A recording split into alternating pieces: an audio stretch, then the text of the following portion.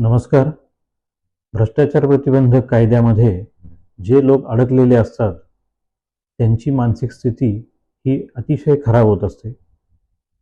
सगळं सुरळीत चालू असतं, अचानक केस घडती आणि होत्याचं नव्हतं होतं अशी स्थिती अनेक सरकारी नोकऱ्यांच्या आयुष्यामध्ये येत असते.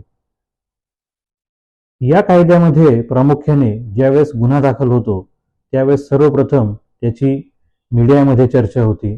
त्यात खरं काय असतं खोटं काय असतं हे कोणाला माहिती नसतं, पण ज्या मीडियामध्ये आलेल्या बातम्या असतात त्या सर्व लोक वाचतात आणि त्यावरनं तुमच्याबद्दल तुम्ही चांगले आहात का वाईट आहेत असे मत त्याच्यामध्ये ठरवले जातात.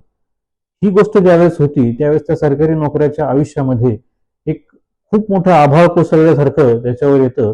हे संकट फक्त त्या सरकारी नोकऱ्यावर नसून त्याच्या संपूर्ण कुटुंबावर असतं आणि ज्यावेळेस अशी परिस्थिती येते त्यावेळेस त्याला समाजामध्ये चालणं हे थोडंसं अवघड होत असतं. शेजारच्या बाजारच्यांशी नातेवाईकांशी संबंध ठेवणं अवघड होत असतं.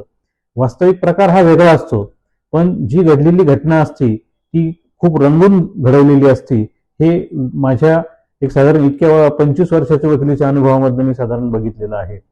भ्रष्टाचाराचं समर्थन मी कधीच करणार नाही. भ्रष्टाचाराचं समर्थन मी काय कोणीच करणार नाही आणि भ्रष्टाचार प्रतिबंधक कायदा हा त्याचसाठी बनवलेला आहे की जे भ्रष्ट लोक आहे त्यांना याच्यामध्ये शिक्षा झालीच पाहिजे. हा या कायद्याचा मुख्य उद्देश आहे.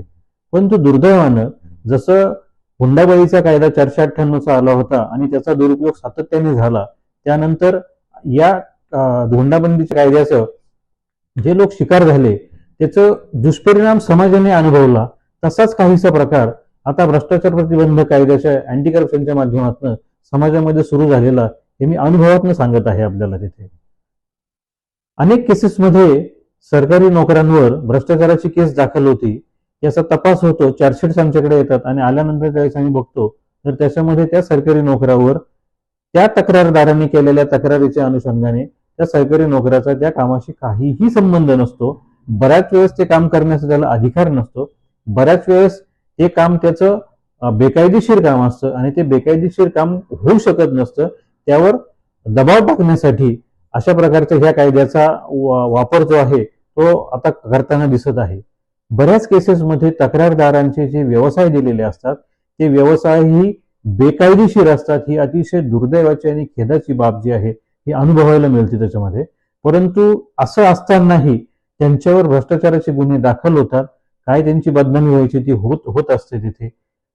असेही माझ्याकडे बरेच लोक आलेले आहेत की भ्रष्टाचाराची केस दाखल झाल्यानंतर ते डिप्रेशनमध्ये गेलेत आणि डिप्रेशनमध्ये गेल्यानंतर काही लोकांच्या मनामध्ये आत्महत्येचे विचार आलेले आहेत. काही लोकांच्या बाबतीमध्ये असेही प्रकार घडलेले आहेत की त्या डिप्रेशननी आणि त्या स्ट्रेसनी एवढं त्यांचं शरीर हे झालं की त्यांना अतिशय जीव घेणे आजार झालेले आहेत. अशाही सगळ्या गोष्टी झालेल्या. मित्रांनो, मला एक आवर्जून ही गोष्ट सांगायची आहे की आम्ही आमच्या ऑफिस मार्फत भ्रष्टाचार प्रतिबंधक कायद्याच्या मध्ये एक जनजागृती आम्ही त्याच्यामध्ये करत आहोत.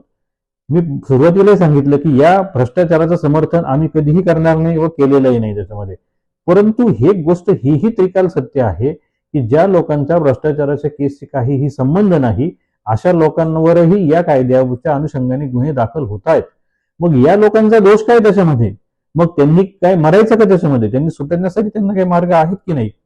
हे सगळे मार्ग जे आहेत हे सांगण्यासाठी आम्ही आमच्या ऑफिस मार्फत एक जनजागृती करण्यासाठी दर रविवारी एक व्हिडिओ आम्ही तयार करून सगळ्या लोकांसाठी आम्ही त्याच्यामध्ये पाठवणार आहोत. त्याच्यामध्ये आमचा व्हिडिओ करण्याचा उद्देश फक्त एकच आहे की कायद्याची जनजागृती ही दोन्ही बाजूनी झाली पाहिजे.